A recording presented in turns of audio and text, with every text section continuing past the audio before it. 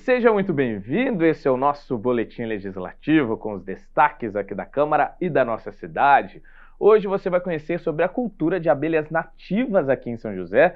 Nossa cidade é um dos municípios de São Paulo com a maior adesão de novos criadores. E para expandir o assunto do meio ambiente, vamos falar de economia sustentável, ou seja, desenvolvimento e respeito à natureza. E tem mais notícias, viu? Mas a gente abre o jornal com uma notícia não muito boa. Cresceu o número de assédio moral nas empresas brasileiras. São mais de 6 mil processos por mês.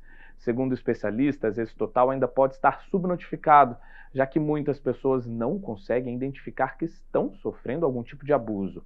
Tema também debatido na Câmara, os vereadores acreditam que políticas públicas de conscientização e leis mais rigorosas poderiam alterar essa realidade.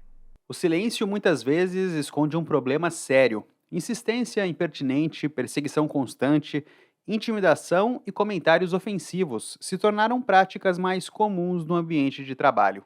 Relatórios judiciais apontam que casos de assédio moral e sexual dobraram em 2023 e representam 41% das ações no Ministério do Trabalho.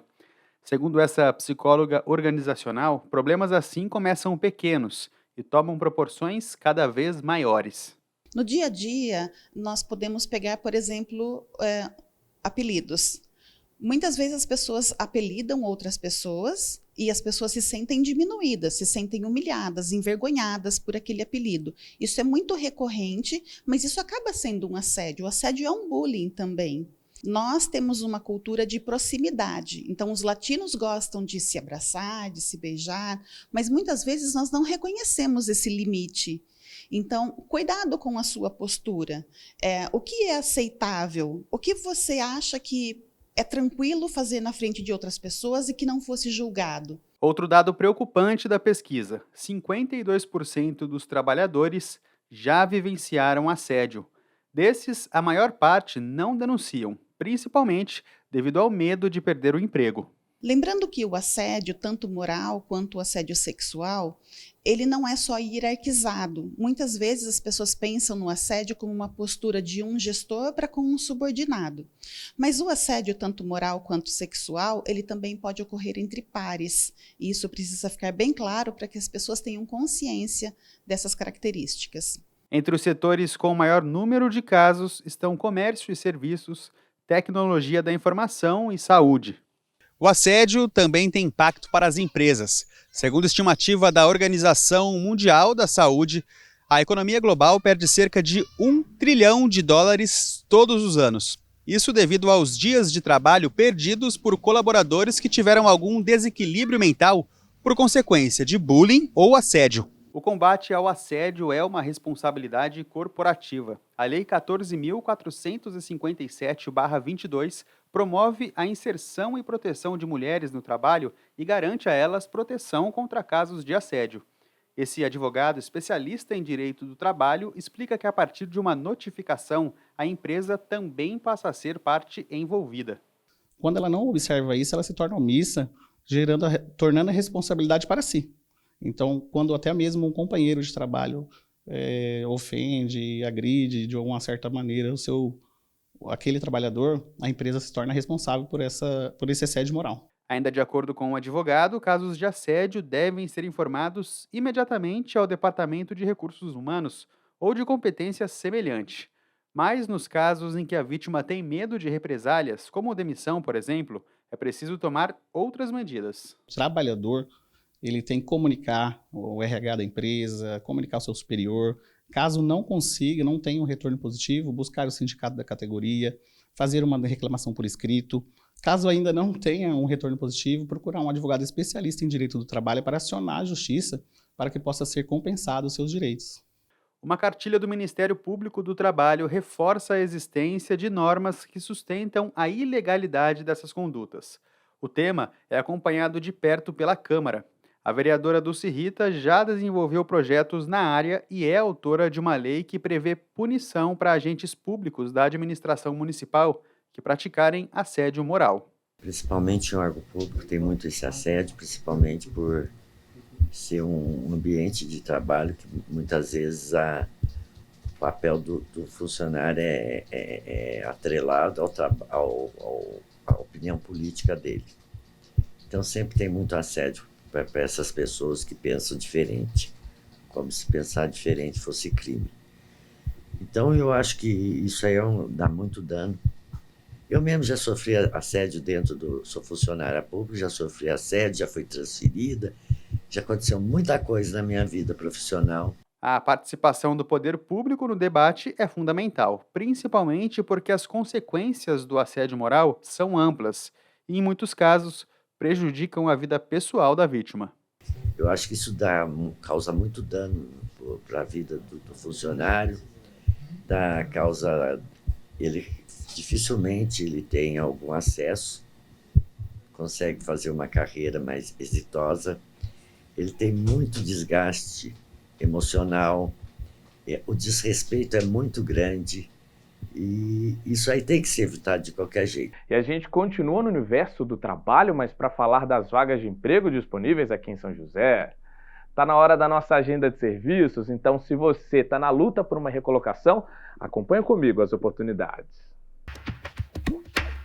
O PAT, Posto de Atendimento ao Trabalhador de São José dos Campos, tem oportunidades de emprego para ajudante de obras, ajudante de serralheiro, alinhador de pneus, analista administrativo, analista de marketing, armador de ferragens na construção civil, atendente balconista, atendente de lanchonete, auxiliar administrativo, auxiliar de cozinha, auxiliar de limpeza, auxiliar de linha de produção, auxiliar de manutenção predial, auxiliar de marceneiro, auxiliar de mecânico de automóveis, borracheiro, caldeireiro, montador, camareira de hotel, carpinteiro, corretor de imóveis, costureira, cozinheiro, eletricista de instalações de prédios, eletricista de instalações de veículos automotores, empregada doméstica, encanador, fonoaudiólogo, gerente de loja e supermercado, gerente de vendas, instalador de sistemas eletrônicos de segurança, lavador de veículos, marceneiro, mecânico de ar-condicionado e refrigeração, mecânico de automóveis, mecânico de fogão, motorista carreteiro, operador de seccionadora, operador de telemarketing, pedreiro, pintor de obras, pintor de paredes, projetista de móveis, recepcionista de hotel, serralheiro, servente de obras, servente de pedreiro, soldador, supervisor de atendimento ao cliente, supervisor de telemarketing e atendimento, tapeceiro de veículos, vendedor interno e vendedor porta a porta. Ainda há vagas para pessoa com deficiência nos cargos de auxiliar de pessoal, operador de telemarketing, representante técnico de vendas e técnico de laboratório de análises clínicas. Para se candidatar é fácil, é só comparecer ao PAT, levando RG, CPF, carteira de trabalho e o cartão cidadão. O PAT fica na Praça Afonso Pena, número 175, no centro. E você, cidadão, conhece bem os direitos que protegem os consumidores ou como funciona a legislação na busca por um benefício ou apoio da justiça? A gente sempre tem alguma dúvida, né? Mas aqui no Boletim a gente também te ajuda. No quadro Seu Direito, convidamos especialistas para nos orientar com todas essas questões. E fica a pergunta, e aí, qual é o seu direito?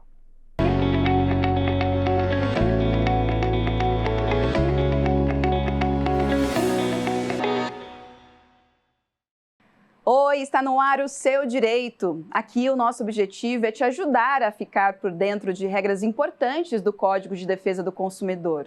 Uma dessas regras é sobre a substituição de um produto com defeito. Pois é, caso o cliente queira a troca de um produto com defeito por um novo, mas a empresa não tem o produto no estoque. É possível pegar um similar? E se for de menor ou maior valor, o que fazer? E aí, qual é o seu direito? O fornecedor, ele pega esse produto, ele tem 30 dias para resolver o problema. Então, ele tem 30 dias para solucionar aquele problema. Se passados 30 dias e não foi solucionado e o produto não foi devolvido para você funcionando, você, consumidora, tem a faculdade de ou aceitar um da mesma espécie ou pedir o seu dinheiro de volta. Então, a faculdade é do consumidor, então você pode, certo? Se você leva o produto defeituoso e o fornecedor fala assim, não, tudo bem, está defeituoso mesmo, você quer escolher um outro e aquele um valor um pouco maior, você vai ter que pagar a diferença, essa diferença maior. E se o fornecedor reconheceu o defeito e ele já quer te ressarcir, mas ele não tem um celular igual aquele que você adquiriu e tem um de qualidade inferior e você mesmo assim aceita, você pega esse produto e a diferença, o fornecedor, daquilo que você pagou, o fornecedor vai ter que te devolver também.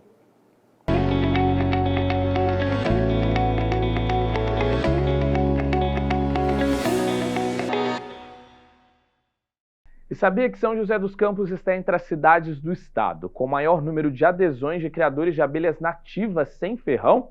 Tirando a capital, estamos no 3º lugar entre os municípios paulistas. Esse tipo de cultura contribui para o meio ambiente, também para o desenvolvimento sustentável e ainda na economia dos produtores rurais da região. Um trabalho que é valorizado pela Câmara, até mesmo com projetos de lei na área. Essa é a uruçu amarela, também conhecida como bugia, uma espécie sob ameaça de extinção. Nesse melipolinário, um espaço voltado para a criação de abelhas sem ferrão, são 8 espécies diferentes, todas cuidadas pelo Reginaldo. Aqui hoje eu tenho mandaçaia, tenho boca de sapo, tenho várias mirins, né, espécies de mirins, né, das plebeias, tenho também manduri, tenho a bugia, a monduri, né, entre outras que a gente tem, que é mais comum em área urbana, a jataí, a iraí, né, e algumas outras aí que a gente acaba trazendo de resgate para cá, que é de supressão das árvores aí quando ocorre. Aqui são cerca de 70 colmeias atualmente, número que cresce todas as semanas. Esse é um dos 59 criadores de abelha cadastrados juntos ao estado de São Paulo. Esse aqui é uma espécie de documento da colmeia, sinal de que o trabalho está devidamente registrado. Então, a vantagem é que você tem aí uma atividade regular, né? Provavelmente aí, como a comercialização só pode ser entre meliponários cadastrados, a tendência é que você comece a receber aí um maior número de pedidos aí de produto e até mesmo de comercialização de enxame, né? Por você estar regularizado, né? Hoje, São José é a 4ª cidade com o maior número de criadores em São Paulo. Em todo o estado, são quase 2.500. Esse perito ambiental explica que essa organização é fundamental para um cultivo seguro e consciente. Elas são valentes polinizadoras e muitas das flores que elas fazem a polinização, elas são flores nativas. E quando elas trabalham com essa polinização, a gente fortalece, aumenta a nossa flora local, a nossa flora nativa, e com isso também gera ganhos ambientais com a flora, com a fauna também.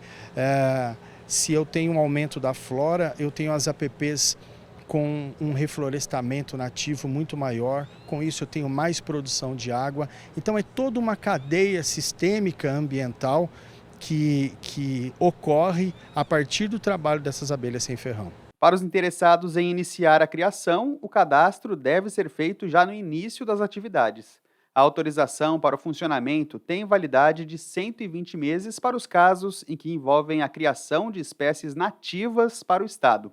Já para os que não são de ocorrência natural, ou seja, outras regiões do país, a validade é de 36 meses. No Brasil, são cerca de 300 espécies nativas de abelhas sem ferrão. Elas contribuem para as florestas, para as lavouras, para a produção de mel. E é claro que a conscientização a respeito da importância desse trabalho é indispensável. Na Fundasa, o cuidado com as abelhas é ensinado desde cedo aos alunos. Aqui, eles aprendem que as espécies sem ferrão são inofensivas e, por isso, podem conviver tranquilamente em meio às pessoas. E o contato tão próximo despertou o interesse do Pedro. É um negócio muito interessante, porque parece como se fosse uma casa. Tem suas próprias alas, seus próprios quartos, sua área de trabalho, sua lixeira. Então é um lugar como se fosse na nossa casa, só que a casa delas. Então é muito interessante olhar para dentro de uma colmeia.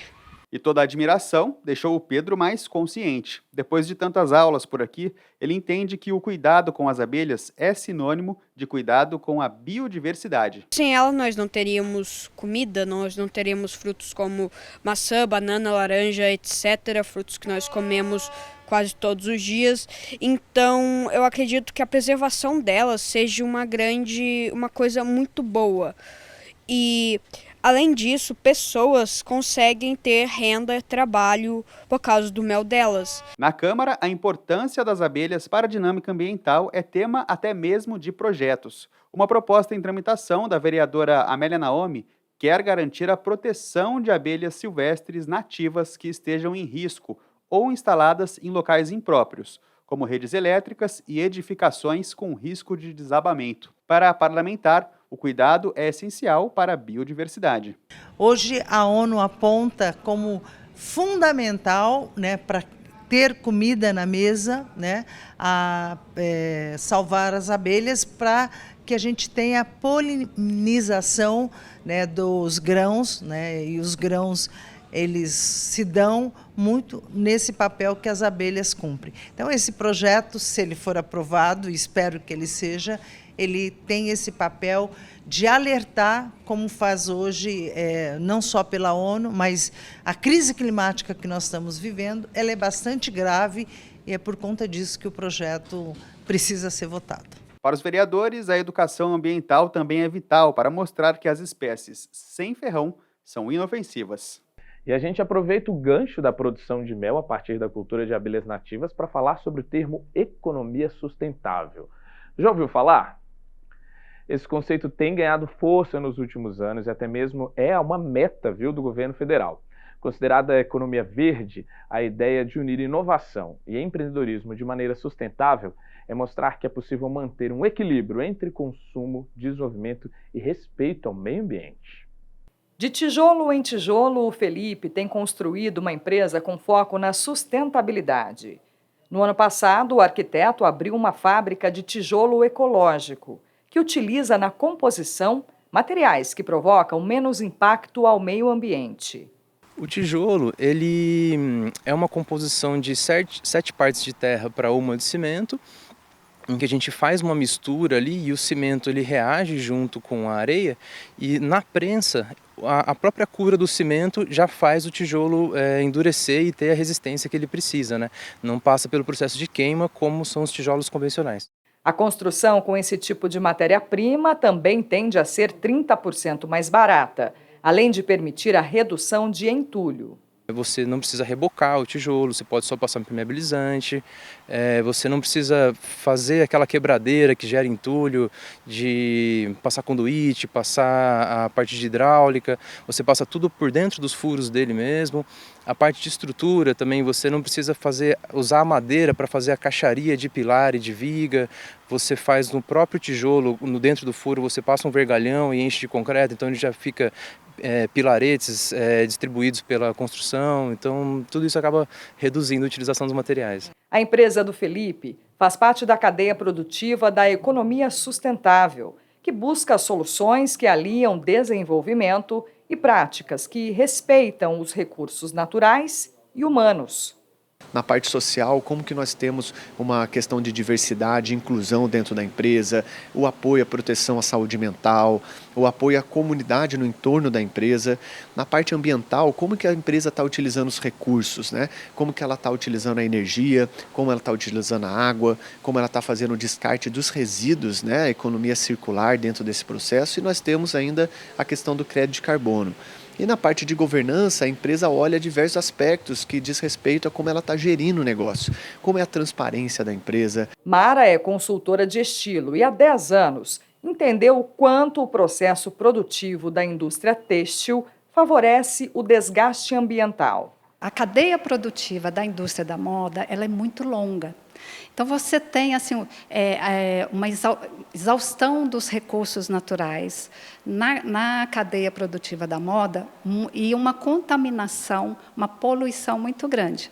Sem contar que nós, consumidores, consumimos uma peça, às vezes por impulso consumimos, né, compramos mais de uma peça e depois o que a gente faz? A gente descarta essa peça. Então, essa peça que é chamada roupa pós-consumo, ela também vai contaminar o meio ambiente, onde a gente tem aquelas montanhas, né, de roupas pelos continentes aí afora. Compreender o custo para a confecção das peças motivou a consultora a criar iniciativas como feiras de trocas e dar uma função diferente para tecidos que já foram roupa. Você tem que estar imbuído desse processo, né, de entender que você usou uma peça e quando você não quer usar mais, outra pessoa pode usar, né? E aí ela vira uma peça nova no armário dessa pessoa. O especialista em sustentabilidade destaca que a tendência é que as práticas sustentáveis se imponham ainda mais e passem a ditar as regras do mercado. Você tem diversos estudos que mostram, né, que empresas sustentáveis atraem mais investimentos, crescem mais a longo prazo, conseguem gerir melhor os seus riscos, né, então estão menos sujeitas às alterações de mercado. Então é só ver, né, as empresas mais sustentáveis são as que ficaram agora, né, depois da pandemia, são as que conseguem suportar melhor as crises. Então há diversos benefícios para as empresas que já nascem com esse pensamento da sustentabilidade. Em São José dos Campos, o poder público também segue essa tendência e tem investido em iniciativas que provocam menos impactos ambientais. No transporte coletivo, a Linha Verde utiliza veículos 100% elétricos e parte da iluminação pública da cidade foi trocada por lâmpadas de LED. A Câmara Municipal também aprovou lei que autoriza o Poder Executivo a estabelecer métodos sustentáveis nas obras e serviços de construção civil executados pelo município. Para Fabiano, fomentar a economia sustentável depende de esforços de todas as partes, inclusive do consumidor. Sem os consumidores, tudo é mais lento, né? Com os consumidores, isso acelera o poder público, porque ele representa os consumidores e, consequentemente, isso acelera as empresas. Então, cria-se um ambiente favorável para as práticas sustentáveis, né? E olha só, pessoal, existem várias vertentes de economia com oportunidades para todo mundo, viu? Outro ramo é a economia solidária. Enquanto a economia sustentável foca no meio ambiente, a solidária mostra que também podemos crescer a partir de ações que focam em justiça social e igualdade. Legal, né? A repórter Francine Padilha foi conhecer mais sobre esse conceito e tem os detalhes para a gente. Boa tarde, Francine.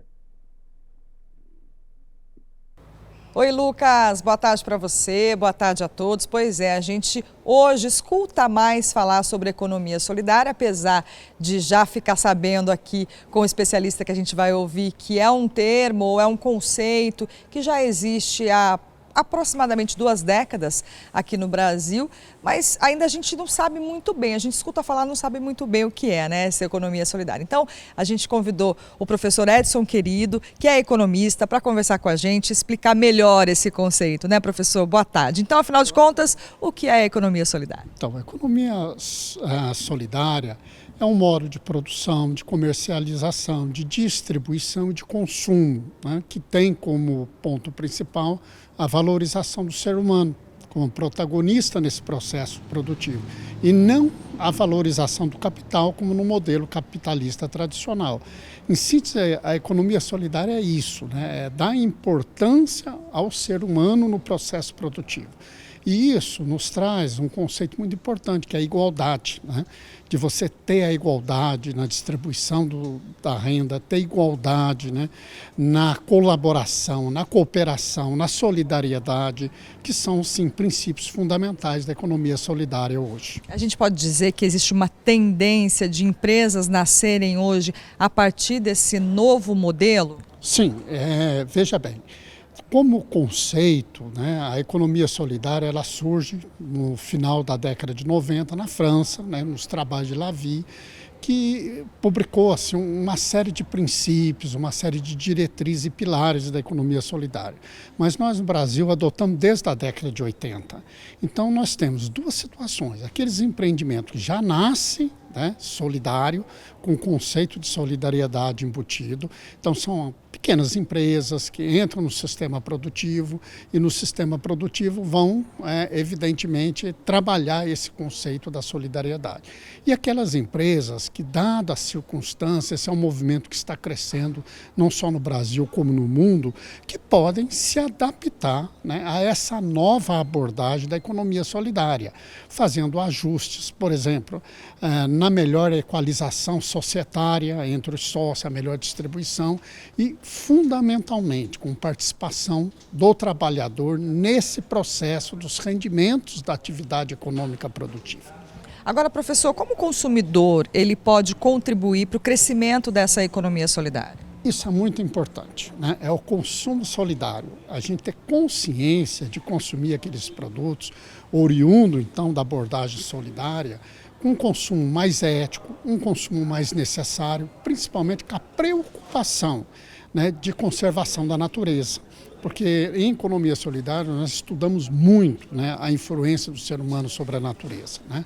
E que na abordagem capitalista tradicional não existe essa preocupação da sustentabilidade, né, do consumo autossustentável. Na prática, o que eu devo analisar, né, de comportamento da empresa para fazer essa escolha? Olha, aqui no Brasil a gente tem o plano, né, Brasil Sem Miséria, Brasil Sem Fome, né? Esse plano, por exemplo, ele já inseriu dentro do contexto da economia, daqueles que estão na extrema miséria, 10.900 empreendimentos solidários, que beneficiou 233 mil pessoas, né? Então, isso mostra a praticidade da economia solidária. Então, um clube de compras, mais o termo melhor é clube de trocas, né? Nós podemos trocar produtos seminários usando uma moeda social, que não é a nossa moeda corrente, né? Que é a moeda criada naquele ato ali. Então, tem redes de distribuição, redes de venda, clube de compra, associações, cooperativas. Aí vou trabalhar também o conceito da poupança e o conceito do crédito na economia solidária.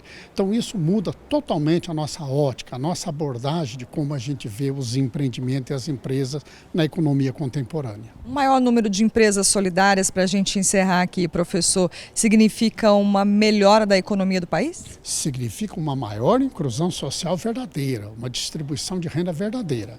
Porque o modelo capitalista, ele não se preocupa com a distribuição da riqueza, né? Ele se preocupa com a acumulação da riqueza. Na economia solidária, a gente não só gera riqueza, como a gente se preocupa com a distribuição da riqueza. Que essa riqueza chega à maior quantidade de pessoas possível, no menor tempo possível, né? Então eu ajusto uma equação de tempo com o rendimento, né, com o crescimento da atividade produtiva e econômica. Maravilha, então. Professor, muito obrigada, viu, pela entrevista e até uma próxima oportunidade. É isso, voltamos ao estúdio. Muito obrigado, viu, Francine?